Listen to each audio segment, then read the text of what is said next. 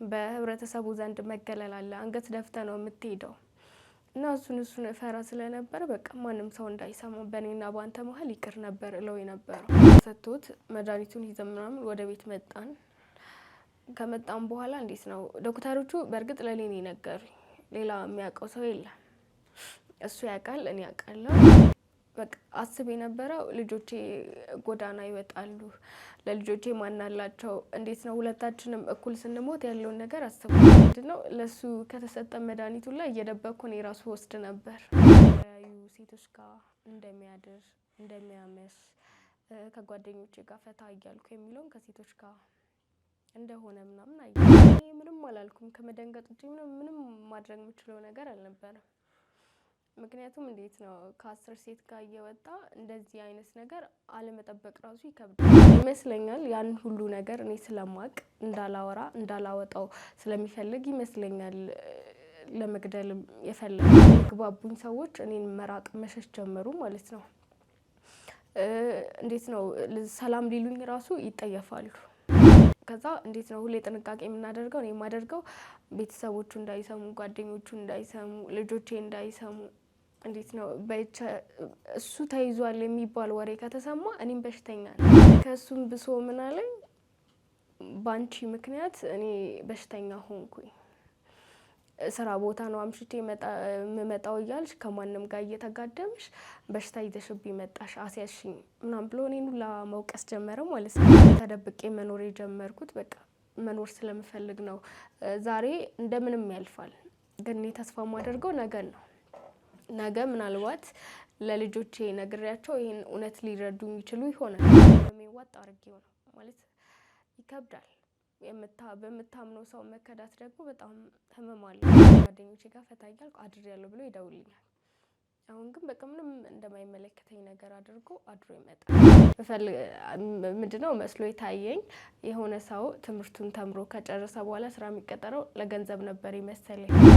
ከያዝኩ በኋላ ለሰርጋችን ትንሽ ጊዜ ሲቀር ነበር አባቴ ያረፈው። እኔው ራሴ ነኝ የምትወጂውን አይነት ሰው እንኳን ካልተፈጠረ እንኳን አሰርቼው እንኳን ማመጣልሽ ይለኝ ነበር። እና ምንድነው ከጨረስኩ በኋላ ክላሴን ከጨረስኩ በኋላ እንደ የትኛውም ሰው መያዝ ፈለኩኝ፣ ተፈቀደልኝ። እኔም ተጠቂ ነኝ፣ ተይዣለሁ። እሱ በሽተኛ ከሆነ እኔም በሽተኛ ነኝ። እና ምንድነው ያው የሱ በሽታ ዞሮ ዞሮ እኔ ላይ መተላለፉ አይቀርም። ከወንድ ጋር ቆይቼ ሌላ ነገር አድርጌ የመጣው ያህል ነው የሚሰማው። አባት እንዲያድጉ አልፈልግም። ከአባታችን ጋር በምን አይነት ምክንያት ነው የተጣላችሁት ቢሉ ቺት አድርጎ ምናምን ብዬ የማውራው ታሪክ እንዲኖረኝ አልፈልግም። አልፎ እከታተለዋለሁ። ጓደኞቹ ጋርም እየደወልኩ የት እንደሆነ ምናምን እጠይቃቸው። አይ ጭራሽ እኛ ጋር እኮ አልመጣም ይሉኛል። ታወቀ ማለት በሆነ አጋጣሚ ታሞ ነበርና እንዲህ ውጭ አድሮ ምናምን መጣ። ታሞ ነበር ቤት ውስጥ። ከዛ በቃ ግዴታ ሐኪም ቤት መሄድ ነበረበት። ይዘነው ሄድን እና በቃ ከዛ በኋላ ነው ህይወቴ ምስቅልቅሉ የወጣው። ማለት ከሐኪም ቤት ከተመለሰ በኋላ የሆነ የእድሜ ማራዘሚያ ምናምን መድኃኒቶች የሚሰጡት አሉ። እነሱም መዋጥ ጀመረ። መፋታት አለብን አላቸው። በቃ ተፋቱ ነው ያሉት። ምክንያቱም ለሌላ ሰው ጤና ሲባል ለልጆቻችሁ ሲባል መፋታት አለባችሁ። በቃ እንፋታ ካለ ተፋቱ።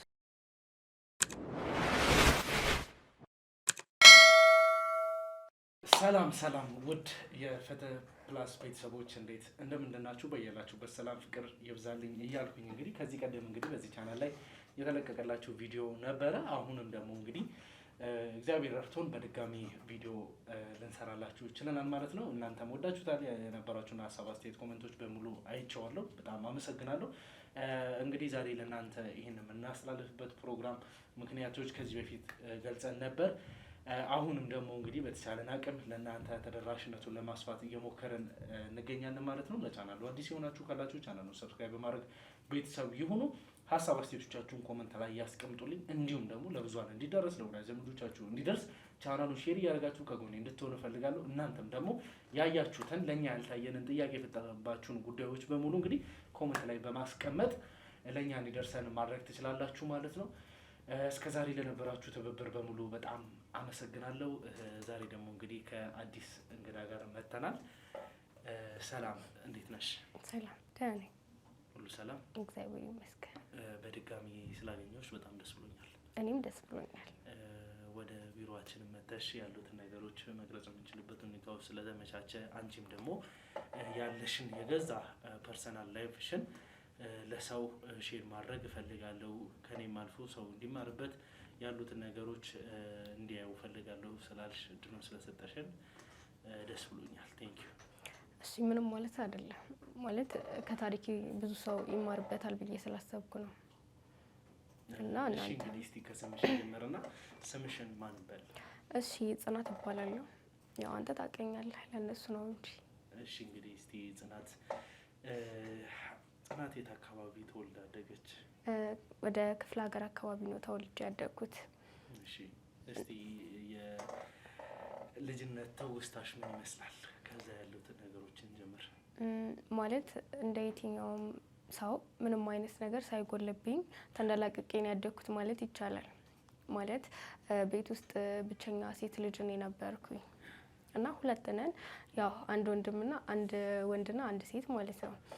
እና ጥሩ የሚባል ቤተሰብ ውስጥ ተወልጄ ያደግኩ ልጅ ነኝ። ያው እስካድግ ድረስ ጥሩ ህይወት ነበረኝ። ካደግኩም በኋላ እንደዛው በቃ ደስ ይላል። እንግዲህ እስቲ ያው ሁሉም ሰው ልጅነቱን ሲያስታውስ ከስንት አንድ ካልሆነ በስተቀር ልጅነቱን ይወደዋል ብዬ ተስፋ አደርጋለሁ። ምንም አይነት ድህነት የሚሆን ሀብት የሚሆን የትኛውም አይነት የህይወት መንገድ ላይ ብታድጊ ላይክ ደስተኛ የማትሆኝበት ሁኔታ ይኖራል ብዬ አላስብም። ምክንያቱም ማገናዘብ የሚባል ነገር የለም። አካባቢዎች ላይ ያሉትን ነገሮች ላይ የተሻታቂም ያሉትን ነገሮች ደስተኛ ሆኖ ተቀብሎ መኖር ነው እና እስቲ ጽናት የትምህርት ህይወቷ ምን ይመስል ነበር? እኔ ያው የተማርኩትም እዛው ተወልጄ ያደግኩበት አካባቢ ነው። ማለት ክፍለ ሀገር ላይ እንዴት ነው ከልጅነቴ ጀምሮ በቃ ሙሉ በሙሉ እዛ ነው የተማርኩት። ምንድነው ወደ ከተማ የመጣሁት የሆነ ጊዜ ላይ ነው እንጂ ከቤተሰቦቼ ጋር የኖርኩት እንዳልከው ነው። ያው በልጅነት ብዙ መጥፎ ነገሮች ቢኖሩ እንኳን ለኛ ጥሩ መስሎ ነው የሚታየን። ምክንያቱም ክፉና ደጉንም ለይተን እንትን ማየት አንችልም። እንዴት ነው በቃ እንዳልኩ ጥሩ ቤተሰብ ውስጥ ተወለድኩኝ፣ ጥሩ ቤተሰብ ውስጥ ኖርኩኝ፣ ጥሩ ትምህርት እየተማርኩ ቆየው። ከዛም አልፎ ተርፎ ዲግሪ አለኝ ማለት በትምህርት እና አባቴ መምህር ነበር፣ ነፍሱን ይማረውና አባቴ መምህር ነበር እና ሁሌ እንደሱ እንደሆን ነበር የሚፈልገው እኔንም ወንድሜንም። ያው ጥሩ ተምረን ጥሩ ደረጃ እንድንደርስ ነገ ላይ ተተኪ የሆኑ ልጆችን ማፍራት አለባችሁ፣ ተተኪ ተናናሽ ወጣቶችን ማፍራት አለባችሁ ነበር የሚለው። ማለት ያ የአስተማሪ ልጅ አስተማሪ እንድሆን ነበር የሚፈልገው። እና በእርግጥ ተማርኩኝ። ተምሬ ከጨረስኩ በኋላ ስራ አልተቀጠርኩም። ስልክ እንዴት ነው ምንድነው መስሎ የታየኝ የሆነ ሰው ትምህርቱን ተምሮ ከጨረሰ በኋላ ስራ የሚቀጠረው ለገንዘብ ነበር ይመስለኝ። እኔ ደግሞ የምፈልጋቸው ነገሮች ሁሉ ተሟልተውልኝ ያደግኩ ሰው ነኝ። ችግርን፣ ረሃብን ምናምን አላቅም። ስለዚህ ተቀጠርኩም አልተቀጠርኩም ትርጉም የለውም ብዬ አስብ ስለነበረ ስራ አልተቀጠርኩም ነበር። ወደ ራሴ ወደ ግል ቢዝነስ ነበር የተማርኩት። ያው ልልክ የፈለኩት ምንድነው በትምህርቴ ዲግሪ አለኝ። ኦኬ፣ በጣም ደስ ይላል። እና እስቲ ለቤተሰቡ ስንተኛ ልጅ ነሽ? እንዳልኩ ነው ቤት ውስጥ ሁለት ነን። አንድ ታላቅ ወንድም አለኝ። ከዛ ሁለተኛዋ ደግሞ እኔ ነኝ። ሁለት ነን ቤት ውስጥ፣ አንድ ወንድና አንድ ሴት። እሺ፣ እንግዲህ ያው ይህ ህይወት እንግዲህ ትምህርትንም እስከ ዲግሪ ድረስ ያሉትን ነገሮች እስከ ገፋሽበት ድረስ እንግዲህ የቢዝነስ ህይወት ጀምረሻል። ያው አሉ ከሚባሉ ነጋዴዎች መሀል ነሽ? አዎ፣ እግዚአብሔር ይመስገን ነው የሚባለው። በጣም ደስ ይላል። እና እስቲ ከዛ በኋላ ህይወት ምን ይመስላል? ኮሌጅ ነው ዩኒቨርሲቲ ላይ ነው ትምህርትሽን በዲግሪ የጨረስሽው? ያው እንዳልኩ ነው ከጨረስኩ በኋላ የራሴን የግል ቢዝነስ ነው የጀመርኩት እንጂ አልተቀጠርኩም። ከዛ በኋላ እዛው ተወልጄ ያደግኩበት ክፍለ ሀገር ላይ ትንሽዬ የሴቶች ልብስ ቤት ነበር የከፈትኩት። ከዛ በኋላ ነው እየተስፋፋ ባለፈው ያየውን ሱቅ የከፈትኩት ማለት ነው። ከትንሽ ጀምሬ ነው እዚህ ደረጃ የደረስኩት። እና ምንድነው እዛ አካባቢ እንዴት ነው የሆነ በገንዘብ መሀል ባድግ ራሱ ሁሌ የማስበው ምንድነው የሆነ ስራን ማስፋፋት ነው። የተሻለ ገንዘብ ማገኝበትን ስራ ነበር አቅዴ ነበረው። እና ምንድነው ያደረኩት እንዳልኩት እዛ አካባቢ የሴቶች መዋቢያ ጌጣጌጦች የሚሸጡበት የለም። ማለት ቢኖርም ትንሽ ወደ ከተማ ወጣ ብለ ምናምን ነው የምትገዛው። እኔ ደግሞ ትንሽ ወደ ገጠራማ አካባቢ ሰዎች ቶሎ ቢፈልጉ ሊያገኙበት አካባቢ ላይ ተጠግቼ ነበር የከፈትኩት። ጥፍር ቀለም፣ ቻፕስቲክ ከዛ ሙሉ አልባሳት ምናምን ነበር የከፈትኩት እና አዋጭ ነበር እግዚአብሔር ይመስገን። ያው ከዛ ተነስቼ አሁን ላይ ትልቅ ሱቅ ከፍቼ ትልቅ ሱቅ ባለቤት ነኝ የልብስ ማለት ነው።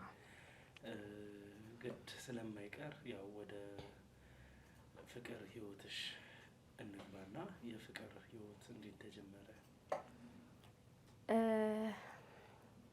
ያው ማለት ከክላስ ከጨረስኩ በኋላ ነው የተጀመረው። ያው ነገር ያለውኝ ላንተም ሙሉ ትምህርቴን ከጨረስኩ በኋላ ወደ ቢዝነስ የገባው አካባቢ ነው የፍቅር ህይወት የጀመርኩት። እና ምንድነው ቤተሰቦቼም ከዛ በኋላ ነበር ያጣዋቸው። ማለት ክላስ እንደጨረስኩኝ ጓደኛ ያስኩኝ ማንም ሰው እንደሚያደርገው ማለት ነው። ምክንያቱም መጀመሪያ ላይ የቤት ህጎች ነበሩ። ክላስን ከጨረስሽ በኋላ እንደውም አባቴ ምን ይለኝ ነበር መሰለክ፣ እኔው ራሴ ነኝ የምትወጂውን አይነት ሰው እንኳን ካልተፈጠረ እንኳን አሰርቼው እንኳን ማመጣልሽ ይለኝ ነበር። እና ምንድነው ከጨረስኩ በኋላ ክላሴን ከጨረስኩ በኋላ እንደ የትኛውም ሰው መያዝ ፈለኩኝ፣ ተፈቀደልኝ። ምክንያቱም እነሱ የሚፈልጉትን ነገሮች ሁሉ እያደረግኩ በእነሱ ህግ እየተመራው ነበር የኖርኩት። እና ክላስ ከጨረስኩ በኋላ ጓደኛ ያስኩኝ። ከያዝኩ በኋላ ለሰርጋችን ትንሽ ጊዜ ሲቀር ነበር አባቴ ያረፈው። ማለት ወደ 1 ወር አካባቢ ምናምን ሲቀረው አባቴ ያረፈ። ግን በቃ ያው ማለት ግዴታ ሰርግ መደገስ ነበረበት። ማለት ብዙ ተዘጋጅተንበታል፣ ብዙ ለፍተናል። እሱም ከመሞቱ በፊት ምን ነበር ያለው፣ እኔ የሆነ ነገር እንኳን ብሆን ያንቺ ሰርግ እንዳይቀር ምናምን ብሎ ቃል አስገብቶኝ ነበር የሞተው። እና የሱንም ቃል ለማክበር ሲባል ተጋባን። ከዛ በኋላ ከትንሽ ጊዜ በኋላ እናቴም አረፈች። ማለት እናቴ ግፊት ነበረባት፣ አልፎ አልፎ ይነሳባታል ምናምን እና በዛ ምክንያት እናቴም አረፈች። ከዛ በኋላ የነበረን አማራጭ ምንድነው እንዳልኩ ነው። ቤተሰቦቼ ሀብት ንብረት አላቸው። ያን ሁሉንም ነገር ሽጠን ወደዚህ ወደ አዲስ አበባ እንድንመጣ ነበር የጠየቀኝ። ማለት ባለቤቴ ጋር ተነጋግረን ወደዚህ መጣም ማለት ነው። እና ምንድነው እሱ ያደገው እዚህ ነው ከተማ አዲስ አበባ ማለት ነው። ቤተሰቦቹ ናቸው እንጂ እዛ ያሉት እዚህ ነው ያደገው። ከተወለደ ከልጅነቱ ጀምሮ እዚህ ነው ያደገው። እና ከኔ ጋር የተዋወቅነው ደግሞ እንዳጋጣሚ ለስራ ክፍለ ሀገር ሄዶ ነው። እንዲህ ፊልድ ምናምን ብለው ይሄዱ የለ እንደዛ ነበር ሄዶ እዛ ነበር የተዋወቅነው። ረጅም ጊዜ በስልክ እያወራን ነበር የቆየነው። ከዛ በኋላ ስንጋባ ምንድነው ያለኝ አብረን እዛው ክፍለ ሀገር እንደምንኖር ነበር የተነጋገርነው። ምክንያቱም ከቤተሰቦቼ ተለይቼ መኖር አልፈልግም ነበር። እና ቤተሰቦቼ ያሉበት አካባቢ ላይ የፋዘር ሌላ ቤት አለ ማለት ነው። እዛ ቤት ውስጥ ነበር እንኖር የነበረው። ከዛ ከሞቱ በኋላ መጀመሪያ ስለ ቤተሰቦችሽ ብለን ነበር እዚህ ለመኖር የወሰንነው። አሁን ግን እነሱም የሉም፣ ስለዚህ ወደ ከተማ እንሄዳለን። ያለንን ሀብት ንብረት ሽጠን ወደዚህ መጣን። ከዛ እዚህ ከመጣን በኋላ ያው እዚህ ስመጣ ያኛውን እንውጣ የሚለውን ሀሳብ ያነሳው መጀመሪያ ለእናትና ለአባትሽ ስንል ነው መኖር ያለብን። ክፍለ ሀገር ላይ የሚል ሀሳብ አለ፣ ከጎናቸው ላለመራቅ ማለት ነው አይደለም? ያው የማይቀር ቦታም ስለሆነ እንግዲህ ያው እናትና አባትሽ ህይወታቸው ካለፈ በኋላ ግድ ወደ ከተማ መምጣት የነበረባቸው ሁኔታ እንዲፈጠር ያደረገው ባለቤትሽ ነው ማለት ነው? አዎ እሱ ነው። እኔም ያው ብዙም አልተጋፋሁትም፣ ምክንያቱም እዛ አካባቢ ላይ ያሉት ቤተሰቦቼ ናቸው። ቤተሰቦቼን አጥቻቸዋለሁ። እነሱ ከሌሉ ደግሞ እዛ መቀመጥ ምንም ትርጉም የለውም። ለዛ በቃ ትንሽ አሰብኩበት። ከዛ በኋላ እሺ ነው ያልኩት። ከዛ ያለንን ነገር ሙሉ ሽጠን አዲስ አበባ ገባን። ስመጣ መጀመሪያ ላይ ከፈትኩበትን ያቺ የምንቀሳቀስባትን ሱቅ ሁላ ሽጬ ነበር የመጣሁት። ከዛ እዚህ ከመጣሁ በኋላ ያው እቃ ምናምን ያለን ንብረት ስለሸጥን ትንሽ ገንዘብ ነበረን። የተሻለ ሱቅ ከፍተን እኔም መስራት ጀመርኩኝ። እሱም በትርፍ ሰዓቱ ያግዘኛል።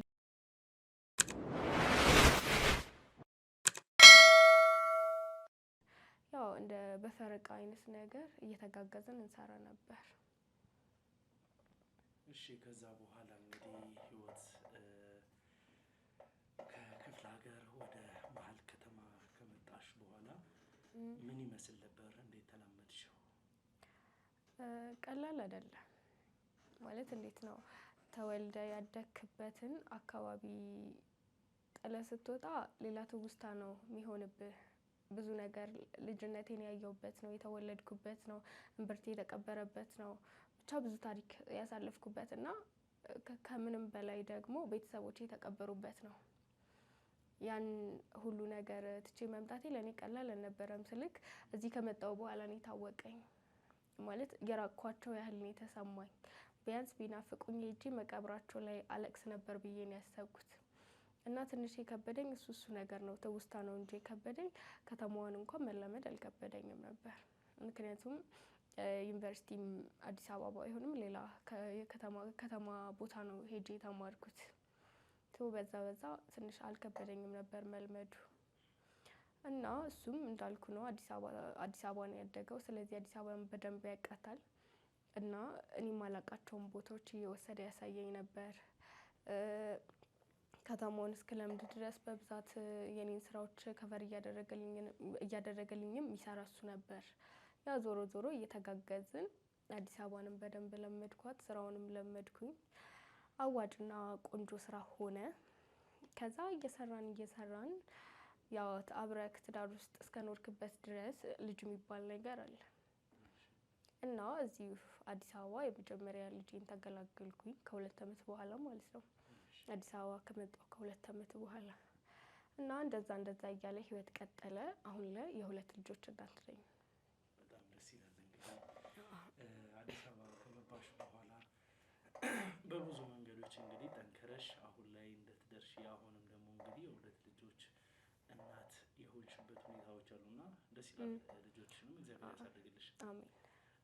እሺ እንግዲህ እንዴት ነው ከባለቤትሽ ጋር የነበራችሁ ሁኔታ ምን ይመስል ነበር? ክፍለ ሀገር ስትኖሩ እንደነበረው ነበር ፍቅራችሁ ወይንስ እዚህ ከመጣ በኋላ የተቀየሩ ነገሮች ነበሩ? ሁሉም ነገር እንደመጀመሪያው ነበር ለማለት ይከብዳል። ማለት እንዴት ነው ክፍለ ሀገር ጠባብ ከተማ ነች። ማለት የሆነ ቦታ አንድ ሰው እኔ የሆነ ቦታ ከሱ ተለይቼ ብሄድ የት እንደሄድኩኝ ያውቃል። እሱም የሆነ ቦታ ብሄድ አውቃለሁ። እንዴት ነው ከሰውም ትሰማለህ፣ ብዙ ነገር አለ። እዚህ ግን ምንድነው አዲስ አበባ ሰፊ ከተማ ናት እና የሆነ ብቻ እንደመጀመሪያው አልነበረም። በእርግጥ የመጀመሪያው ልጄን እስከወልዳት ድረስ እንደመጀመሪያው ነበር። ከዛ በኋላ ነው እየተቀያየረብኝ የመጣው። ለምን እንደሆነ አላውቅም። ትዳር ውስጥ በእርግጥ ግጭት አይጠፋም። ግን ምንድነው እሱን ተነጋግረን መፍታት እየቻልን እኔ ትንሽ ጥፋት አጥፍቼ ከሆነ እሱ በ2 እጥፍ ነው የሚቀይረው። እንዴት ነው ማለት ብዙ ጊዜ ስራ ቢዚ ያደርገኛል ምናምን በዛ ምክንያት ሱቅ አንዳንዴ 4 ሰዓት 3 ሰዓት መዘጋበት ጊዜ አለ። ሱቅ 3 ሰዓት ዘግቼ ቤት እስክደርስ ድረስ ታክሲ ምናምን ያስቸግረኛል መጥቶ እሱ ካልወሰደኝ ማለት ነው። እና ቢያንስ 5 ሰዓት ምናምን አካባቢ ነው ቤት ምገባው እና እሱ ምንድነው ስራ ቦታ ቆይታ ነው አምሽታ ነው የመጣችሁ ደክሟት ነው ምናምን ብሎ አይረዳኝም ጭራሽ። የሆነ ከወንድ ጋር ቆይቼ ሌላ ነገር አድርጌ የመጣው ያህል ነው የሚሰማው። እና ምን ያደርጋል እሱ ደግሞ በቀጣይ አድሮ ይመጣል። ያ ማለት እጥፍ አድርጎ ይመልሰዋል ማለት ነው። ካልሽኝ ያለሽው አንቺ በስራ ምክንያትና በሚፈጠሩት ግዴታ የምትሰሪው ስራ ስለሚያስመሽሽ አምሽተሽ በምትገቢበት ሰዓት ባለቤትሽ ያንን ነገር እንደ ጥፋት ቆጥሮ ወይም ደግሞ ከቂም አይቶት በነጋታው ውጭ አድሮ ይመጣል የምትይኝ? አዎ አድሮ ይመጣል። እንዴት አድሮ ይመጣል ማለት የት ነው የሚያድረው? እኔ አላውቅም ማለት ብዙ ጊዜ ጓደኞቼ ጋር ነኝ ምናምን ይላል። ከጓደኞቼ ጋር ፈታ እያልኩ ማደር ስለፈለኩኝ እነሱ ጋር አድሬያለሁ እንዳታስቢ። በቃ እንደዚህ ፈታ ማለት ስለፈለኩኝ ነው የሚልሽ? አዎ ስለፈለኩ ነው ከጓደኞቼ ጋር አድሬያለሁ ይለኛል። በቃ ማለት እኔ እንደ ኖርማል ነገር ነው የምወስደው። ከዛ እሺ ችግር የለውም ምናምን ነው የምለው። መጀመሪያ ላይ እንዴት ነው ሁለታችንም አብረን ስራ ውለን ነው የምንገባው አንድ ሱቅ የነበረን ጊዜ ማለት ነው። እና ብናመሽ እንኳን አብረን እኩል ቤት እንገባለን፣ አብረን ስራ ቦታ እንገባለን። ወይ ደግሞ በፈረቃ ስንሰራ እንዲህ ማምሸት ምናምን አልነበረ። ብናመሽም መጥቶ ይወስደኛል። እንደዛ አይነት ነገር ነበር ስንሰራ የነበረው። ከዛ በኋላ እሱ የራሱን ስራ ከጀመረ በኋላ ነው እንደዚህ አይነት ነገሮች እየተፈጠሩ የመጡት። እና መጀመሪያ ላይ ንግድ ስትጀምርና እየቆየክ ስትሄድ የከስተመር ብዛት ራሱ ይለያያል። እሱ ግን ያን እንኳን መገንዘብ አልቻለም። አምሽቼ ስመጣ የሆነ በቃ ስራ በዝቶበት ነው ምናምን ብሎ አይረዳኝም። ሌላ ቦታ አምሽቼ ከሌላ ሰው ጋር ቆይቼ ምናምን የመጣው ነው የሚመስለው። እና በዛ ትንሽ ጸባዩ እየተቀየረ መጣ። እና ምንድነው የሆነ እንዴት ነው ስራ እስከሰራክበት ድረስ ከሰዎች ጋር ኮኔክሽን ይኖርሃል። በስራ ምክንያት ይሁን በሌላ ነገር ትደዋወላለህ። እና ከኔ ሱቅ ጎን ያለው ልጅ እንደዋወላለን። ስልክ የሆነ እቃ የቀነሰ እቃ ካለ እንደዚህ እቃ ቀንሷል እንዲህ አይነት ብታመጪ ብታስገቢ አይነት ነገር እና በዛም የሚቀና ነበር ነው። አምሽቼ ስገባ የሚመስለው በቃ ከሱ ጋር ቆይቼ የገባው አይነት ነገር ነው የሚሰማው። እና በዛ ምክንያት ትንንሽ ክፍተቶች መምጣት ጀመረ። እሱ ነው ማለት እያደገ በቃ ማለት እንዴት ነው ከአቅም በላይ ሆነብኝ። ማለት ከዚህ በፊት ሁሉንም ነገር እንደነገርኩ እና ትንሽ ችግሮች ናቸው እያደጉ ትልቅ ችግር የሚሆኑት። በእኔ ላይም የተፈጠረው እሱ ነው። በጣም ያሳዝናል። እንግዲህ ያው እስቲ ጉዳዩ ታዲያ ወደ ምን አቀና? ከዛ በኋላስ የትዳር ህይወታችሁ እንዴት ወደሚባል አይነት ጉዳይ ቀጠለ? ያው ከዛ በኋላ በዛው መንገድ ቀጠልን አንድ ያህል ጊዜ እና ሁለተኛ ልጅም መጣ። ሁለተኛ ልጅም ወለድን። የመጀመሪያዋ ሴት ናት፣ ሁለተኛ ወንድ ልጅ ነበር ወለድን። ያው በዛ አይነት መንገድ ህይወት ቀጠለ። ግን ሆኖም የሱ ጸባይ ከዛሬ ነገ ይሻሻላል ብዬ ስጠብቅ እየባሰበት ነበር የሄደው። ጭራሽ እየተለዋወጠብኝ፣ ጭራሽ የማላውቀው ሰው እየሆነ አንዳንዴ ማለት እንዳልኩ ነው መጀመሪያ አካባቢ ሲያድሩ እንኳን ከጓደኞቼ ጋር ፈታ እያልኩ አድሬያለሁ ብሎ ይደውልኛል። አሁን ግን በቃ ምንም እንደማይመለከተኝ ነገር አድርጎ አድሮ ይመጣል። እኔ ከመች ይመጣል እያልኩኝ ቁጭ ብዬ በር ልከፍትለት እጠብቀዋለሁ። ስደውል አያነሳም። እሱ መልሶ እንደዚህ ሆኛለሁ እንደዚህ አድሬያለሁ ምናምን ብሎም አይነግረኝም። እና በዛ አይነት መንገድ ረዥም ጊዜ ቆየን። ከዛ በኋላ ከረዥም ጊዜ በኋላ እኔ ማለት አንዳንድ ነገሮችን መጠርጠር ጀመርኩኝ። ማለት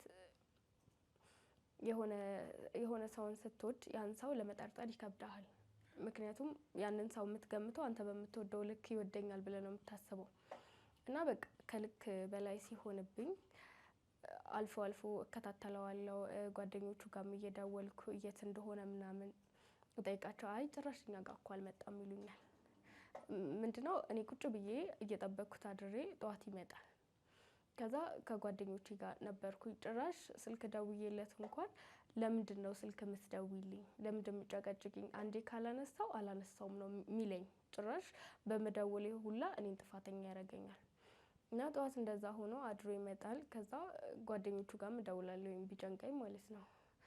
እናንተ ጋር መጥቶ ነበር ምናምን፣ አረ ጭራሽ ከኛ ጋር አልነበረ ምናምን ይሉኝ ነበር። እና ያ ነገር እየተደጋገመ ሲመጣ ምን አደረኩኝ? መከታተል ጀመርኩኝ። ስልክ የት እንደሚውል ከምን አይነት ሰው ጋር እንደሚውል እና ሳየው ከጊዜ ወደ ጊዜ እያየሁበት የመጣሁት ነገር ምንድነው? ከተለያዩ ሴቶች ጋር እንደሚያድር እንደሚያመሽ፣ ከጓደኞቼ ጋር ፈታ እያልኩ የሚለውን ከሴቶች ጋር እንደሆነ ምናምን አየሁ።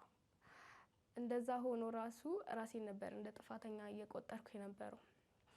ለምን ማለት ስራ ላይ ቆይቼ ስለመጣ ወይ ጊዜ አልሰጠሁትም እንዴ ምናምን ብዬም አስባለሁ። ወይ አምሽቼ ስለመጣ ተናዶብኝ ይሆናል፣ ወይ ደግሞ ጊዜ ስላልሰጠሁት ጊዜ ሳልሰጠው ቀርቼም ሊሆን ይችላል። እና በቃ ጭራሽ የሆነ ራሴን ጥፋተኛ እያደረኩኝ አይ በሱ አልፈርድም ልክ ነው እያልኩ ነበር የቆየሁት።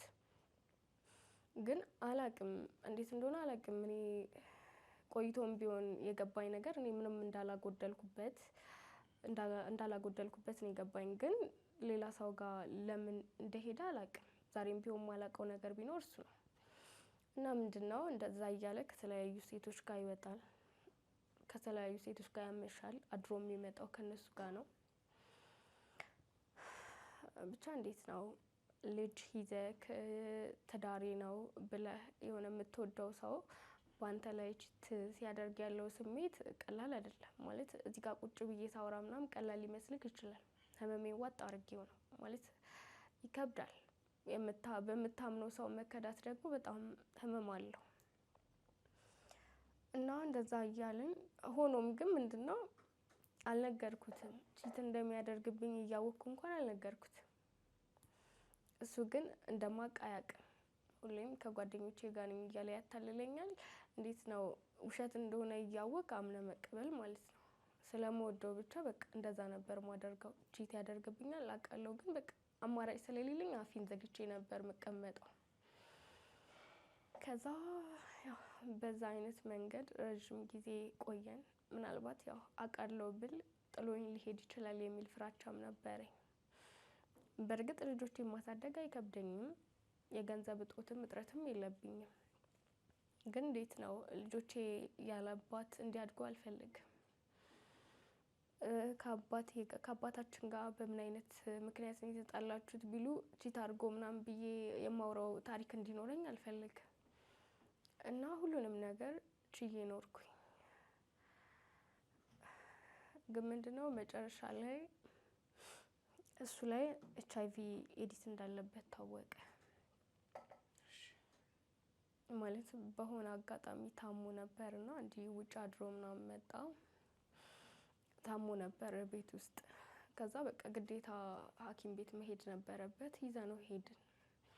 ከዛ በቃ ሙሉ ምርመራ ሲደረግ በደም ውስጥ HIV ኤዲስ እንዳለበት ታወቀ።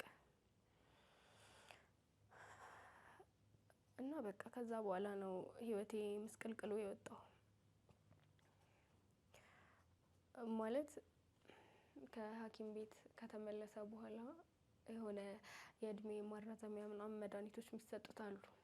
እነሱን መዋጥ ጀመረ።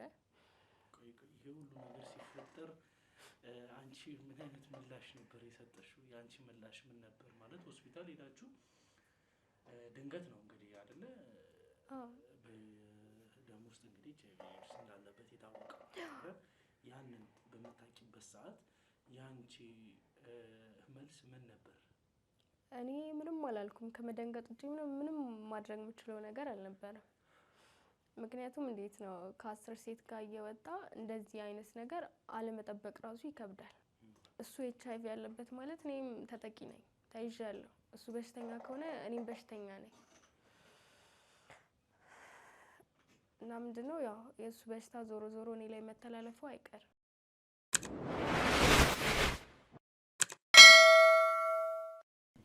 በቃ አስብ የነበረው ልጆቼ ጎዳና ይወጣሉ፣ ለልጆቼ ማን አላቸው? እንዴት ነው ሁለታችንም እኩል ስንሞት ያለውን ነገር አስበው። ከባድ ነበር። እና በቃ የሆነ ሆነና ሕክምናውን ከጨረሰ በኋላ የእድሜ ማራዘሚያ ተሰጥቶት መድኃኒቱን ይዘን ምናምን ወደ ቤት መጣን። ከመጣም በኋላ እንዴት ነው ዶክተሮቹ በእርግጥ ለኔ ነው የነገሩኝ። ሌላ የሚያውቀው ሰው የለም። እሱ ያውቃል፣ እኔ ያውቃለሁ። ከዛ እንዴት ነው ሁሌ ጥንቃቄ የምናደርገው፣ እኔ የማደርገው ቤተሰቦቹ እንዳይሰሙ፣ ጓደኞቹ እንዳይሰሙ፣ ልጆቼ እንዳይሰሙ። እንዴት ነው እሱ ተይዟል የሚባል ወሬ ከተሰማ እኔም በሽተኛ ነኝ። በህብረተሰቡ ዘንድ መገለል አለ። አንገት ደፍተ ነው የምትሄደው። እና እሱን እፈራ ስለነበር በቃ ማንም ሰው እንዳይሰማ በእኔና በአንተ መሀል ይቅር ነበር እለው የነበረው። እና እንደዛ እያደረግኩኝ በቃ እያስታመምኩት እየተንከባከብኩት፣ አንዳንዴ ምንድነው ለሱ ከተሰጠ መድኃኒቱ ላይ እየደበቅኩ እኔ ራሱ ወስድ ነበር። ምክንያቱም ተጠቂ ነበርኩኝ። እና እንደዛ እያልኩኝ እያስታመምኩኝ ቆየን። ትንሽ እየተሻለ ወደ ራሱ እየተመለሰ ሰውነቱ እየተስተካከለ መጣ። ከዛ በኋላ ድጋሚ ወደዛኛው ህይወት መመለስ ጀመረ ማለት ነው። ወደ አምሽቶ መምጣት፣ ከሴቶች ጋር ማውጣት፣ ተመልሶ ወደዛ ተመለሰ። ከሱም ብሶ ምን አለኝ፣ ባንቺ ምክንያት እኔ በሽተኛ ሆንኩኝ። ስራ ቦታ ነው አምሽቼ የምመጣው እያልሽ ከማንም ጋር እየተጋደምሽ በሽታ ይዘሽብኝ መጣሽ፣ አስያዝሽኝ ምናምን ብሎ እኔን ሁላ መውቀስ ጀመረ ማለት ነው። እንዴት ነው ራሱ ባመጣው ጦስ እኔን ይወቅሰኛል። እውነታውን እኮ አውቀዋለሁኝ፣ ግን እዛ ጋር አንተ ከሴቶች ጋር ትወጣለህ ምናምን ብዬ ለማውራት ራሱ ይከብደኛል። ምክንያቱም እንደዛ ብሎ ጥሎኝ ሊሄድ ይችላል። እኔ ደግሞ ጥሎኝ እንዲሄድ አልፈልግም። እና ከአንቺም ብሶ ከሰው ጋር እየተጋደምሽ ቀን በቀን ወንድ እየቀያየርሽ ጭራሽ ከማን ያዘሽ ከማን የተላለፈው ይለኛል። እኔ እንዴት ነው ከብዙ ወንዶች ጋር እንደመወጣ አይነት ነገር ነው የሚያስበው። እና በቃ ከኔ እንደተላለፈ እኔ እንዳስያዝኩት አይነት ነገር አድርጎ መውቀስ ጀመረ። እና ምንድነው እሱ ጋር አላበቃም። እኔ ቤተሰብ ሌላ ሰው እንዳይሰማ ነበር ጠነቀቄ ነበረው። እሱ ግን ዘመዶቹን ዘር ማንዘሮቹን ሰብስቦ መጣ ማለት ቤት ጠራቸው። ከዛ በኋላ ያለውን ሁሉም ነገር ቤተሰቦቼን መስማት አለባቸው። ከቤተሰቦቼ የምደብቀው ነገር የለም። እና ኤችአይቪ በሽተኛ ናት። ስለዚህ ምንድነው እንደዛ ሲያወራ ራሱ እሱ ጤነኛ እንደሆነ አድርጎ ነበር ሲያወራ የነበረው። እኔም በሽተኛ አድርጎ ራሱን ጤነኛ አድርጎ ማለት ነው።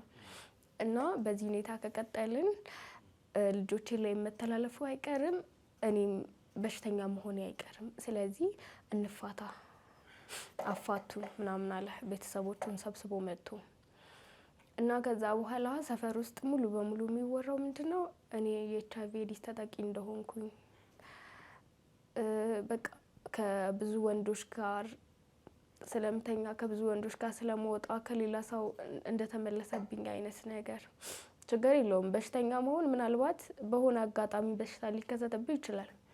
ግን ምንድነው ባለፍኩ ቁጥር ሰው የሚያወራው ምንድነው ባል እያላት ባለትዳር ሆነ ከሌላ ወንድ ጋር ስትማግጥ በሽታ ይዛ መጣች፣ ከሌላዋ ሰው ነው የተላለፈባት፣ እንደዛ ብለው ነበር የሚያወሩት። በቃ ያለኝ አማራጭ ምንድነው አንገት ደፍቼ መሄድ ነው። ምንም መልስ መስጠት አልችልም።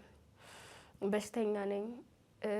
በሽተኛነቴ ይሁን እሺ ብዬ እቀበላለሁ። ግን እየማገጠች ያለ ስራዬ ያለ ስሜ ስም ተሰጥቶኝ ሌላውን ተው፣ ስራ ቦታው እንኳን የሚግባቡኝ ሰዎች እኔን መራቅ መሸሽ ጀመሩ ማለት ነው። እንዴት ነው ሰላም ሊሉኝ ራሱ ይጠየፋሉ። አላቅም እኔ ኤችአይቪ በንክኪ ይተላለፋል ሲባል ሰምቼ አላቅም። ግን በቃ ይሄን ሁሉ ነገር እንዲፈጠር እያደረገ ያለው ባለቤትሽ ነው ማለት ነው? ባለቤቴ ነው። አንቺን ሰው እንዲርቅሽ እንዳይቀርብሽ የሚያደርገው ግን ይሄን ሁሉ ጣጣ ይዞ የመጣው እሱ ነው። እሱ ነው ያመጣው። ግን እዚህ ጋር ለሌላ ሰው ባወራ ማንም ሊሰማኝ አይችልም። ምን ተፈጠረ? ቆይ እዛ ነው ቤተሰቦችን ሰብስቦ ይዞ በመጣበት ሰዓት እሷ ነች በሽተኛ፣ እሷ ነች እንደዚህ አይነት ነገሮችን ማለት ይቅርታ ለቃላት አጠቃቀሚ እና በዛ ቫይረስ የተጠቃችው እሷ ነች እያለ በሚያነሳበት ሰዓት የአንቺ ምላሽ ምን ነበር? ዝም ከማለት ውጪ ምንም አማራጭ የለኝም። ማለት ዞሮ ዞሮ እዛ ጋ እኔም እሱም ተጠቂ ነን። ስለዚህ በሱ ምክንያት ነው ኤችአይቪ የመጣው። እሱ ነው ታማሚ ብል ሁለታችንም እንፋታለን፣ ልጆቹም ከኛ ይለያሉ፣ ተበትነው ይኖራሉ። እኔ ደግሞ እሱን አልፈልግም። ቢያንስ ከኔ ጋር መኖር እንኳን ካልቻሉ ከአባታቸው ጋር ይኖሩ፣ ምንም ነገር ሳይጎልባቸው እንዲያድጉ ነው የምፈልገው። ጎዳና እንዲወጡ አልፈልግም። እና በዛ ሰዓት ሰዎቹም በቃ ማለት የኔ ቤተሰቦች አልነበሩም፣ የእሱ ናቸው ሙሉ በሙሉ ማለት ነው። እና መፋታት አለብን አላቸው። በቃ ተፋቱ ነው ያሉት። ምክንያቱም ለሌላ ሰው ጤና ሲባል ለልጆቻችሁ ሲባል መፋታት አለባችሁ። በቃ እንፋታ ካለ ተፋቱ። እንደዛ ነበር የተባለው ቃል በቃል። ከዛ በኋላ ነው እንግዲህ ስራ ቦታም ያልኩት ሁሉ ነገር የተፈጠረው። መንገድ ላይም ሰውም ሰላም አይለኝም። እሱ ብቻ ሳይሆን እንግዲህ ያው ጉዳዩንም ይዤው ስለነበረ እኔ ማለት ማስታወሳቸው ትክክለኛ የሆኑ ነገሮች ስላሉ እስቲ እነሱን ላንሳልሽና እኔ የስኮርችም ዘገብኳቸው አንቺን ላይ የመግደል ሙከራ የተደረገበሽ እና አንቺን የማባረር የማሳደድ ሁኔታዎች እንደነበሩ ማስታወሰው ጉዳይ ነው። እና ምን ነበር እስቲ የዛኔ የተፈጠረው? ለምንድን ነው አንቺ ላይ ያውቋል? እውነቱን እሱ ያውቀዋል። ግን ምንድን ነው እኔ እንዳላወራ ነው የሚፈልገው። ምክንያቱም እሱ በሽተኛ ነው ተብሎ ሲወራ ምን አይነት ነገር ሊደርስበት እንደሚችል ያውቃል። ልክ እኔ ላይ እየተደረገ ያለው ነገር ነው እሱ ላይ የሚሆነው። ከሰው ይገለላል። ሲቀጥል ደግሞ ያለ ስም ሰጠኝ እንጂ የማገጠው እሱ ነው። በሽታውን ይዞ የመጣው እሱ ነው። ያ ሁሉ ነገር ሲታወቅ አንገት ደፍቶ ነው የሚሄደው። ምንም ምክንያት የለውም። ቢያንስ የኔ ችግር የለውም። እውነታውን እኔ ስለማውቀው ችዬውም እኖራለሁ። በሱ ሲሆን ግን ይከብደዋል ይመስለኛል። ያን ሁሉ ነገር እኔ ስለማውቅ እንዳላወጣው ስለሚፈልግ ይመስለኛል ለመግደልም የፈለገው። እንዴት ነው? ከዛ በኋላ ኦልሬዲ በቃ ተፋታን እኮ። አዎ። ግን የዛኔ እንግዲህ ጉዳዩን እንዲያስኩኝ መጀመሪያ አካባቢ ለእኔ ሲተላለፍ የነበረው ነገር ባለቤትሽም ሲል የነበረው አንቺ ሜንሽን እንዳደረግሽው አሁን ግዴታ መነሳት ስላለበት አካባቢ ላይ የነበረው ግለሰብ ከአንቺ ጋር ሌላ ግንኙነት እንዳለው በተደጋጋሚ ስልክ ይደውልልሽ እንደነበረ እና እነዛን ጉዳዮች በሌላ ጥርጣሬ እንደሚያይ እና እሱ በትዳሩ ላይ አንድም ቀን ቺት አድርጎ እንደማያውቅ ሲያነሳ ነበር። የመሳሰሉ ጉዳዮች ሲነሱ ነበሩ እና ይዛብኝ የመጣችውም ይህንን ቫይረስ እሷ ነች፣ ለዚህም ነው እያለ ብዙ ጉዳዮች። ምክንያቱም እኔና አንቺ ስንገናኝ አንቺ ሱቅሽን ትተሽ ንብረትሽን ትተሽ ተደብቀሽ የሆኑ ቦታዎች ላይ ሆነሽ ደውለሽልኝ ነው በዛ ሁኔታ ውስጥ የተገናኘ ነው አይደለ? እና እኔ ከማግኘቴ በፊት የክሩ አባል መጥቶ አግኝቶሽ ምናምን ብዙ ነገሮች ተፈጥሮ ነው ከኔ ጋር የተገናኘ ነው። ስለሆነ ያ ሞመንት እንዴት ተፈጠረ? አንቺ ሱቅሽን ትተሽ ከዛ አካባቢ የመገለሉ ምናምን ብቻ ሳይሆን ንብረትሽን ትተሽ ልጆችሽን ትተሽ ብቻሽን ተደብቆ የመኖር ሁኔታ ውስጥ እስከ መግባት ያደረሰሽ ነገር ምን ነበር? እንዳልኩ ነው መጀመሪያ ላይ እንኳን አንስተልኛል። ሊገለኝ ይፈልግ ነበር ማለት በህይወት እንድኖር አይፈልግም። ምክንያቱም እሱ አላማው ምንድነው? ያለኝን ሀብት ንብረቴን ወርሶ ሴቶችን እያመጣ ከነሱ ጋር መኖር ነው ሀሳቡ። ምክንያቱም እኔ ትዳሩ ነኝ፣ ቤቱ ነኝ። እኔን ከፈታኝ ወይ ደግሞ ከገደለኝ ሰላማዊ ህይወት መኖር ይችላል። እንደፈለገ እንደ ልቡ ወጥቶ መግባት ይችላል። እና እኔ ከሞትኩኝ ደግሞ ቫይረስ እንዳለበት ሌላ ምንም የሚያውቀው ሰው የለም። እና ይመስለኛል ያን ነገር ለመሸፋፈኑ እኔን ሊገለኝ ይፈልግ የነበረው። እና ምንድነው በዛ ሰዓት ያለኝ አማራጭ ለልጆቼ መኖር እፈልጋለሁ፣ ህይወቴን ማትረፍ እፈልጋለሁኝ። በቃ ያለኝን ሀብት ንብረቴን ሁሉንም ነገር ትቼ ወጣሁኝ። ምናልባት ባለፈው የመጣችሁበትን ቤት አይታ ከሆነ ትንሽዬ ክፍል ቤት ናትና እዛ ነው ተከራይቼ መኖር የጀመርኩት። አስበው ያን ከሚያክል ኑሮ እታች ወርጄ ቆርቆሮ በቹፕድ ነው ተሰርቶ የነበረው። አይታው ከሆነ ይበርዳል፣ ፀሐይ ሲሆን ደግሞ ይሞቃል። እቃ የለኝም ምን የለኝም። እና ምንድነው ራሴን ለማኖር ህይወቴን ለማትረፍ ሲባል ነው እዛ ውስጥ የገባሁት። ተደብቄ መኖር የጀመርኩት በቃ መኖር ስለምፈልግ ነው። ዛሬ እንደምንም ያልፋል፣ ግን እኔ ተስፋ የማደርገው ነገን ነው። ነገ ምናልባት ለልጆቼ ነግሬያቸው ይህን እውነት ሊረዱኝ ይችሉ ይሆናል። ምናልባት ዛሬ በህይወት ብኖር ነገ የተሻለ ሊሆን ይችላል ብዬ አስብ ስለነበረ ነው። በቃ ያለኝ አማራጭ ነፍሴን ማትረፍ ነው።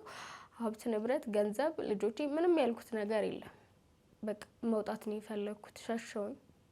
ከዛ እዛ አካባቢ ተከራይቼ መኖር ጀመርኩ እና እንደዛ እያለ ህይወት ቀጠለ።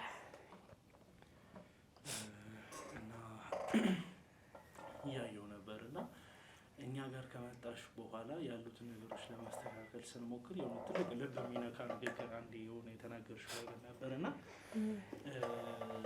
እኔ በሽተኛ ነኝ፣ ልጆቼን ማሳደግ የማልችልበት ሁኔታዎች አሉ። ነገር ግን ልጆቻችንን ከማጣታችን በፊት እስቲ ለልጆቻችን እንድረስ የሚባሉት ጉዳዮች ተነስተው ነበርና ሁለታችሁም ላይ ያየሁት ለየት ያለ ነገር ነበር። ማለት አንቺም በቫይረሱ በመያዝሽ በጣም እርግጠኛ ነበርሽ፣ እሱም ደግሞ አንቺ እንዳመጣሽ የሚያነሱት ነገሮች ነበሩና ሁለት ልብ ሆኜ ነበር። በአንቺም ለመፍረድ ከበደኝ፣ በዛ በኩልም ለመወገን ከበደኝ። ግዴታ ነገሮችን ወደ ማጣራት ሄደን ነበር። ምክንያቱም አሁን አንቺ መድኃኒት እየወሰድሽ አልነበረም እንጂ የእድሜ ማራዘሚያውን ሹር ነበርሽ። አዎ እጠቀማለሁ፣ እጠቀም ነበር እኮ የምትጠቀሚው እሱ ከባለቤትሽ ከሚሰጠው እየደበቅኩ እየቀነስኩ እንጂ ከዛ ውጭ ወተሽ በነበረበት ሰዓት የምትወስጂው መድኃኒት አልነበረም። በቫይረሱ መያዝሽን እርግጠኛ ነበርሽ? አዎ ነበርኩኝ። እና ወደ ምርመራና ወደሚባሉት ጉዳዮች ከመግባታችን በፊት ስለ ቤቱ ጉዳይና ስለመሳሰሉት ንብረቶች አንስተሽ ነበር። ንብረቱም ሁሉም ነገር በእኔ ስም የተገዛ ነው፣ በእሱ ስም ይገዛ እንጂ የእኔ ንብረት ነው፣ የቤተሰቦቼ የእናቴ አባቴ ነው ስትይ ነበር። እና እንዴት ያ ነገር እስቲ ግልጽ ብታደርጊው እና በዛውም ትዳር ውስጥ ምን አይነት ነገሮች ምን አይነት ህጎች ሊኖሩ ይችላሉ የሚሉትን ነገሮች መማር ያሉባቸው ሰዎች መማር እንደዚህ አይነት ጥያቄዎችን የማነሳው ጽናት ሌላ እንትን እንዲነሳብሽ አይደለም። አንቺ የሆነ ለማፋጠጥ ወይም ደግሞ እዚህ ጋር ህዝብ ፊት ለፊት አንቺን ለማስነቅ ምናምን ሳይሆን ምን አለ መሰለሽ ህዝብ ከአንቺ ምን ይማራል ማለት አሁን አንቺ ትዳርሽ ውስጥ ያንን ንብረት ምናምን ይዘሽ መግባትሽ የጎዳሽ ነገር አለ አይደለ? ያ የተጎዳሽበት ነገር ምንድን ነው የሚለውን ህዝብ ማወቅ ስላለበት እስቲ እሱን ይፋ እንድታደርጊው ስለፈለኩ ነው። ምንድነው እንዳልኩ ነው፣ ሙሉ ሀብት ንብረት የኔ ነው ማለት እኔ እዚህ ጋር የኔ ማለት የሱ ማለት የኔ ብዬ ስላመንኩ ነው ሙሉ ነገር በሱ ስም አድርጌ እንዲገዛ ያደረኩት ማለት ነው። ምንም አይነት ነገር የለውም እሱ ሲጀመር ማለት ነው። መጀመሪያ ላይ እዛ ክፍለ ሀገር እያለን የመንግስት ስራ ነበረው። እሱ እዚህ ሆኖ ይሰራል፣ ፊልድ ሲሄድ ደግሞ እዛ ነበር የሚላከው እንጂ ከዛ በዘለለ ቋሚ ንብረት የለውም። እና ምንድነው ቤተሰቦቼ ከሞቱ በኋላ ሙሉ ነገር ሽጠን በኔ ገንዘብ ነው የነሱን ነገሮች ከሸጥን በኋላ በኔ ገንዘብ በኔ ሙሉ በሙሉ በውርስ የመጣው ነው ንብረቱ ማለት ነው። ቤተሰቦቼ እንዳልኩ ነው ሙሉ ነገር አውርሰው ሄዱ ስለኔ ነው። ታላቅ ወንድሜ ውጭ ሀገር ነው ያለው አሜሪካ ማለት ነው። እና እሱ እንዴት ነው እነዚህ ነገሮች አይፈልጋቸውም፣ ምክንያቱም የተሻለ ህይወት ነው እየኖረ ያለው። ስለዚህ ይሄ ሁሉ ነገር ተገብቶኝ ሳይሆን በቃ ይሁንላት ስላለ ነው ሙሉ ነገር በኔ ስም ሆነው። ከዛ ሙሉ ነገር ከሸጥም በኋላ ወደሱ ስም ተደረገና የሚያስፈልጉ ነገሮች ቤት፣ መኪና፣ ሁሉም ነገር ተገዛ። ከዛ እሰራበት የነበረው ልብስ ቤት ሱቁላ በቃ የሱ እንደሆነ አይነት ነገር ነበር የነበረው ማለት ነው በሰዓቱ። እና በቃ ሙሉ ውርስ የኔ ነው፣ ሙሉ ንብረት ከኔ የመጣ ነው። እና ምንድነው አንዳንዴ ወይ በንብረት ከባል ጋር እኩል መሆን አለብን፣ ወይ ደግሞ ሴት ልጅ ወንድ ልጅ የለውም ከማለት ሴት ልጅ የላትም ማለት ይሻላል። እንዴት ነው ማለት ሴት ልጅ ያላትን ሙሉ ነገር መጠቀም ነው የሚፈልገው ወንድ ልጅ። ሴት ልጅም እንደዛው ልትሆን ትችላለች። ግን ምንድነው አሁን በዛ ሰዓት ላይ እኔ ምንም አይነት ነገር ባይኖረኝ እሱም ከሌለው አብረን እንሰራለን፣ አብረን እናድጋለን። ግን ይሄ ነገር ምንድነው እሱ ያለፋበት ነው፣ እኔም አልለፋውበትም። የሰው ገንዘብ ነው፣ የሰው ንብረት ነው። ስለዚህ እሱ እንደ ልብ ማድረግም መረጠ። ለፍቶ በላቡ አምጥቶ ቢሆን ኖሮ እንደዛ አይጨፍርበትም፣ እንደዛ ለሴት እያወጣ አይበትነውም ነበር። እና የራሱ ከኔ እንኳን ትንሽ በገንዘብም የተሻለ ቢሆን ኖሮ የተሻለ ነገር ነበር የሚያስበው። እና በሌላው ነገር ከአንዳንድ ሀብታም ሆነ፣ በሌላው ነገር የንብረቶች ባለቤት ሆነ። ከዛ በኋላ እንዴት ነው ያለ ላብ የመጣ ገንዘብ አናቱ ላይ ወጣበት። ስለዚህ አሁን አንቺ ለኦዲየንስ ማስተላለፍ የምትፈልጊው ነገር ያላችሁን ሀብት ንብረታችሁን መጠን ባለው መንገድ ወይም ደግሞ ሁሉም ሰው አንድ ላይ መገንባት ያለበት ነገር ነው፣ ወይም ደግሞ ያላችሁን ንብረት ኢንቨስት አታድርጉ ትዳራችሁ ላይ ትያለሽ ማለት ነው? አይ እንደዛ አይደለም። እንዴት ነው እኩል ሰርቶ ቢያድጉ ጥሩ ነው፣ ክፉ ነው አልልም። ወይ ደግሞ ወንድ ልጅ ከሴት ልጅ በንብረት ቢበልጣት ችግር የለውም። ሴት ልጅ እንትን ከምትለው። አሁን በእርግጥ እኔም እዛ ጋር ለፍቼ በላብ ያመጣሁት ገንዘብ ቢሆን ኖሮ አጠቃቀሙን አቅበት ነበር። ቢያንስ ሌላው ቢቀር በራሴ ስም አደርግ ነበር። እና ምንድነው አንዳንዴ የሆነ መተማመን ከልክ ያለፈ እምነትም ሲኖር እንደዚህ አይነት ነገሮች ሊከሰቱ ይችላሉ። ስለዚህ ሁሉም ነገር በልክ ቢሆን ብዬ ነው የማስበው። እሺ እንግዲህ ያው በራሴ በኩል የነበሩትን ጉዳዮች ደግሞ ለእናንተ ግልጽ ሳደርግላችሁ የሕክምናው ፕሮሰስ ነበር። ያም ምንድነው በእሷ በኩል የነበሩት እንግዲህ ያው እርግጠኛ ነበረች በቫይረሱ መያዟን እና የምናያቸው ነገሮች ነበሩ። አንድ ሆስፒታል ላይ የሚሰሩ እንግዲህ ወዳጆቼ ነበሩና የሆስፒታል ባለቤትም ነው። እዚህ ጋር ስም ብጠቅስ የሆስፒታሉንም ስም ሜንሽን ባደርግ ደስተኛ ነበርኩኝ። እነሱ ፈቃደኛ ስለማይሆኑ ነው። በተለያዩ ስራዎች እንግዲህ ለአንዳንድ ዲኤንኤ ምርመራዎችን የሚያግዙኝ ድርጅት ስለሆኑ ታላቅ ምስጋናን አቀርባለሁ ከወዲሁ። እንዲሁም እና የሚያዩት እሷ ላይ ለየት ያለ ማለት እንግዲህ በቫይረሱ ከተያዘች ከጊዜያትም ካሉት ነገሮችም አንጻር የሚባሉት ነገሮች ለረጅም ጊዜያት ቫይረሱ ደማችን ውስጥ ሊቀመጥ የሚችልበት ሁኔታዎች ነበሩ። ግን ደግሞ ቢሆንም ያሉት ነገሮች ለምሳሌ መድኃኒቱን ጀምራ ስታቋርጥ የሚፈጠሩ ነገሮች ጀምሬ ነበር ስላለች የተወሰኑ ነገር ጀምራ በምታቋርጥበት ሰዓት የሚያመጧቸው የተለያዩ ለውጦች ስለነበሩ እነዛ ነገሮችን አላየንም በሚል ምክንያት ወደ ምርመራ ገብተን ነበር። እንግዲህ እሷን ደም ወስደው በሚመረመርበት ሰዓት ያልተጠበቀ ምላሽ ነበር የደረሰን ወይም ደግሞ የምርመራው ውጤት እኛ ከጠበቅነው ውጪ ነበር። ምክንያቱም እኔም ኤክስፔክት አድርጌ የነበረው ሌላው ቢቀር እሷም ታምጣው እሱም ያምጣው ያለ ምንም አይነት ፕሮቴክሽን እንግዲህ ግንኙነት ያደርጋሉ። አንድ ትዳር ውስጥ ያሉ ሰዎች ናቸው። ብዙ አይነት እንግዲህ ከንክኪ ያለፈ ብዙ የሚደረጉ ነገሮች ስለሚኖሩ ያ ነገር ያው ሁለታቸውም ላይ ሊኖር የሚችልበት እድል ሰፊ ነው እና ከጠበቅነው ውጪ ግን እሷ ላይ ቫይረሱ ሊገኝ አልቻለም እና ሁላችንም ተደናግጠን ነበር። እንዴት እንደዚህ አይነት ነገር ያው እኔ ደግሞ እንደ ዶክተሮቹ እውቀትም የለኝም በእንደዚህ አይነት ዘርፍ ምንም የማውቀው ነገር ስላሌለ እኔ በጣም ማለት ወንጅቼ ነበር። የተሳሳተ ወይም ደግሞ የሌላ ሰው ውጤት ይሆን እኛ ጋር የደረሰው የሚለውን ነገር እንትን ብለን ነበር። በተደጋጋሚ እንትን ተባለ። እንዲሁም ደግሞ እስቲ ሜንሽን ለማድረግ እንዲሁ በዓለም ላይ ለየት ባለ ቦታ ስፔሲፊክ ተደርጎ ኬንያን የሚጠቀስበት ሁኔታዎች ነበሩ። ያም ደግሞ እንዲሁ በተፈጥሮ ደማቸው ይሄን ኤችአይቪ ቫይረስን የማይቀበል ወይም ደግሞ ራሳቸው ውስጥ የማያስቀምጥ የደም አይነት እንዳለና እሷም ደግሞ እንግዲህ እንደ እድል ሆኖ ከነዛ ሰዎች መሀል አንዷ ሆና መገኘቷን ጠቀሱልኝ። እኔ እንኳን አላመንኩም። በተደጋጋሚ 2 ነው 3 ነበራል የዛኔ ምርመራ ያደረግሽው? 3 ጊዜ ነበር የተደረገው። የዛኔ በቀኑ ዕለት ለራሱ የሌላ ሰው ውጤት ይሆናል ብለን ቼክ አድርገን ነበር። ከዛም በኋላ በ3 ወር ከዛም በ6 እንደዚህ የተባለ በተወሰነ ጊዜያቶች እንትን ተደርጎ ነበር እና ይህ ሁሉ ነገር አልፎ ሁሉም ነገር በተስተካከለበት ሰዓት ደሙ እንግዲህ ላይክ ቫይረሱ በአንቺ ደም ውስጥ እንዳሌለ በታወቀበት ሰዓት ከባልሽ የመጡ መልሶች ነበሩና እስቲ የዛን የነበሩትን ሞመንቶች እንደው ብታስታውሽኝ። አንቺ እንግዲህ በድፍረት ነበር እንግዲህ ከዛ በኋላ ነገሮችን የማስቀጠል ሁኔታ የነበረው ማለት እንዴት ነው? እኔ ከጅምሩም አልነበርኩም ስልክ እኔ እሱ ተይዞ እኔ አልቀርም የሚል ፍራቻ ነበር እንጂ በሽታ አልነበረብኝም። ሲቀጥል ደግሞ በሽታውም የመጣው ቢመጣው እንኳን በሱ ምክንያት ነው እንጂ በእኔ ምክንያት አልነበረም። ግን ብቻ በቦታው እንደዛ ሲያወሩ በጣም ነበር የደነገጥኩት። አንደኛ ነገር ያን ሁሉ ጊዜ ራሴን እያታለልኩ ነበር የኖርኩት። ከዛሬ ነገ እሞታለሁ ያልኩ ነበር የኖርኩት። እንዳልኩ ነው የእሱን መድኃኒት ነበር እየደበኩ የምጠቀመው። ሄጄ ሆስፒታል ተመርምሬ መድኃኒት እንዲሰጡኝ ሁላ አልፈልግም ነበር። ምክንያቱም አንቺም የኤችአይቪ ተጠቂ ነሽ የሚለውን ድምጹን ለመስማት ስለማልፈልግ ማለት ነው። ከሞት የሆነ ቀን መሞቴ አይቀርም በቃ እሞታለሁ ብዬ ተስፋ ቆርጬ ነበር የቆየሁት። እና ምንድነው የሆነ የሰው ልጅ መድኃኒት ካልወሰድኩኝ በሽተኛ ከሆንኩኝ የሰውነት መክሳት ሊሆን ይችላል፣ የተለያዩ ነገሮች እየተከሰቱ ይመጣሉ። እኔ ጋር ግን እንደዛ አይነት ነገር አልነበረም። በእርግጥ የሆነ አካላዊ ለውጦች ነበሩ ስልክ በበሽታው ምክንያት ሳይሆን ከኑሮ ማለት መጀመሪያ ላይ ከነበርኩበት ወደ ታች ስወርድ የሆነ የኑሮ ልዩነት ሲኖረው የሰውነት መክሳት ምናምን ሊያጋጥም ይችላል። እና ምንድነው በዛ ራሱ ፈራ ነበር። ግን እኔ ተጠቂ ስለሆንኩኝ መድኃኒት ስለማለት በቃ ወደ ሞት እየተቃረብኩ ነው፣ እየከሰው ነው።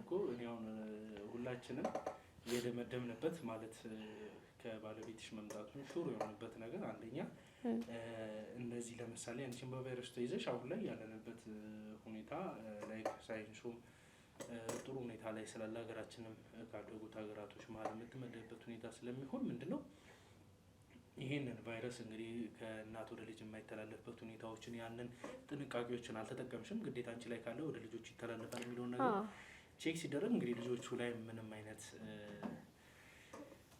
ቫይረሱን የሚያሳይ ምልክት ሊገኝ አልቻለም። እነሱም ከቫይረሱ ንጹህ መሆናቸው ታውቋል። ሰው ቀጥታ ይህንን ችግር ሊያመጣ የቻለው ማን እንደሆነ ታውቆ ስለነበረ የፍርድ ሁኔታውም እንግዲህ ቀላል እንዲሆንልን አድርጎ ነበር እና እስቲ አንቺ በራስሽ በኩል ከዛ በኋላ ምን አይነት ስሜት ነው የተፈጠረው?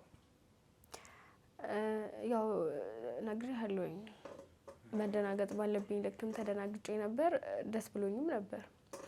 እንዴት ነው ታማሚ ነኝ እሞታለሁ ብዬ ቀኔን እየቆጠርኩኝ ምንም አይነት በሽታ የለብሽም ሲባል ያለው ስሜት ቀላል ነው የሚባል አይደለም። ማለት ድንጋጤ ነበር፣ ግን እግዚአብሔር ይመስገን ሌላው ቢቀር ያ ሁሉ ጊዜ አልፎ ዛሬ ላይ መድረስ ችያለሁ እና ከዛ በኋላ አንገት ደፍቼ አልሄድኩም። ከዛ በኋላ እንዳየኸው ነው ልጆቼን ለማግኘት ችያለሁ። ያው ሙሉ በሙሉ በሽታ ያለበት ባለቤቴ ላይም እንደሆነ ይታወቃል። ማለት መጀመሪያ ላይም ከሱ ተላልፎ ከሆነ ብዬ ፈራው እንጂ ከኔ ወደ እሱ ተላልፎ አይደለም። እንደዛ ጭራሽ አላሰብኩም ነበር እና እኔ ነፃ መሆኔን ካወቅኩ በኋላ እንደሚማገጥብኝ ሁላ ነግሬዋለሁ አቅ እንደነበረ እና በሱ ምክንያት በሽታው በቃ እንዴት ነው ሙሉ በሙሉ ድፍረት አግኝቼ እስከዛ ቀን ድረስ ደብቄ የኖርኳቸው ነገሮች እንድናገር ድፍረት ነው የሆነኝ። ማለት ነፃነሽ መባሌ በቃ ብዙ ድፍረትን ሰጥቶኛል እና ቢያንስ ሌላው ቢቀር ከልጆቼ ጋር መገናኘት ችያለሁኝ። ደስ ብሎኝ ነበር እና እናንተንም ያው ጊዜ ያክብራችሁ ለማለት እወዳለሁ።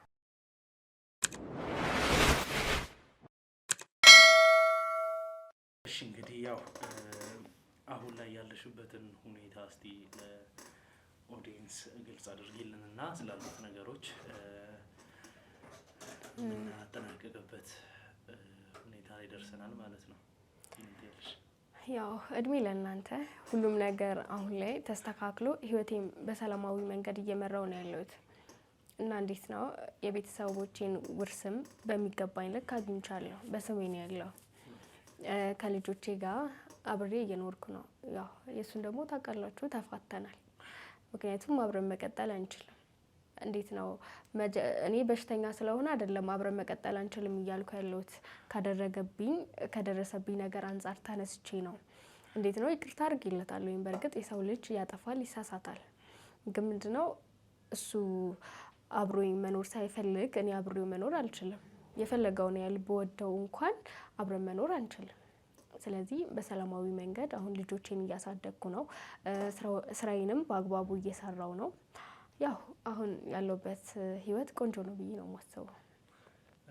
እሺ እንግዲህ ያው ከዚህ በመቀጠል ደግሞ በስተመጨረሻ ያለን እድል ልስጥሽና ማመስገን የምትፈልጊው አካል በቤተሰብም ሆነ በተፈጠሩ ችግሮች መሀል አንቺ ከቤት ወጥተሽ በምትስቂበት ሰዓት ከጎንሽ የነበሩ ጓደኛም ሊሆን ይችላል የቤተሰብ አካል እንድታመሰግኝ እድሉ ልስጥሽ።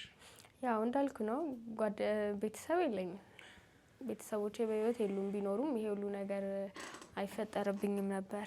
ግን ያው ላመሰግናችሁ የምፈልገው አንተንም የስራ ባልደረቦችህንም ብቻ በሁሉም ነገር ከኔ ጎን የነበሩትን ሰዎች ሙሉ በሙሉ ማመስገን እፈልጋለሁ። እግዜር ይስጥልን፣ እግዜር ያክብርልን። ያው ያደረጋችሁት ነገር በምስጋና የሚገለጽ ብቻ አይደለም እና ያው የምችለው ደግሞ አመሰግናለሁ ማለት ነው። እግዜር ይስጥልን። ቴንኪዩ። እሺ እንግዲህ ውድ ቤተሰቦቼ ያው ፕሮግራማችን እንግዲህ ይሄን ይመስል ነበር። እናንተም እንግዲህ ከዚህ ብዙ ነገር ትማራላችሁ ብዬ ተስፋ አደርጋለሁ። ምክንያቱም እርስ በርስ ተጠራጠሩ የማይሆኑ ነገሮችን ትዳር ላይ ሀሳብ እንድታነሱ ሳይሆን ነገር ግን ትዳር በምን አይነት መንገድ መመራት አለበት፣ ትዳራችሁን በምን አይነት ጥንቃቄዎች ማሳለፍ አለባችሁ የሚሉትን ነገሮች ግልጽ በሆነ መንገድ ማወቅ ስላለባችሁ ይሄ ጉዳይ ተነስቷል። ይሄ ጉዳይም ደግሞ እንግዲህ ፋይናላይዝ የተደረገው እኛ ጋር ስለነበረ ያሉትን ጉዳዮች ፍቃደኛ ሆና ስላስተላለፈችልን አንዲት እንግዲህ ትዳሯን አክብራ ወዳ የምትኖር ሚስት ለልጆቿም እንግዲህ መከታ መሆን የምትችል ሚስት በባሏ ዘላነት በእሱ ጥፋት እንግዲህ አሁን የሚባለውን ቫይረስ ተጠቂ እንድትሆን የተደረገችበት ሁኔታ ነበርና ይሄ ሁሉ ነገር ሲነሳ ይሄ እንደዚህ አይነት ችግሮች ሲመጣበት ምንም ሳትል ከዛም አልፎ ተርፎ እንግዲህ በገዛ ቤተሰቦች ወግነው ያሉትን የእሷን በውርስ ስም የተገዙ እንግዲህ ቤትን ኤቭሪቲንግ ነገር ቀምቶ እሷን እስከ ማባረር ደረጃ ደርሶ ነበር። ያ ሁሉ ነገር ግን እግዚአብሔር በከንቱ አይቀር ሲል ወደ እኛ አምጥቷት ነገሮች ተስተካክሎ አሁን ላይ ሁሉም ነገር ተስተካክሎ ትዳራቸው ሰላማዊ በሆነ መንገድ ፍቺ እንዲያከናውኑ ተደርጓል። ምክንያቱም ሰላማዊ የሆነ መንገድ ማለት ጥቃት ሊፈጽም እሷን ሊገላት ሊያጠፋት ሲዝት የነበረ ሰው ነው። ያ ሁሉ ነገር ግን ከህግ በታች እንደሆነ በማሳየት ነገሮችን ህጋዊ በሆነ መንገድ ፈተነዋል ለማለት ነው። እና እናንተም እንግዲህ ከዚህ ብዙ ነገሮችን ልትማሩ እንደምትችሉ ጥንቃቄ ማድረግ ያለባችሁ ነገሮች ማንን ምን ማመን እንዳለባችሁ የትዳር ህይወትም ደግሞ እንዲሁ ቀላል እንዳልሆነና በምን አይነት ብስለት ውስጥ ማለፍ እንዳለበት እንድታውቁት እንፈልጋለን ማለት ነው።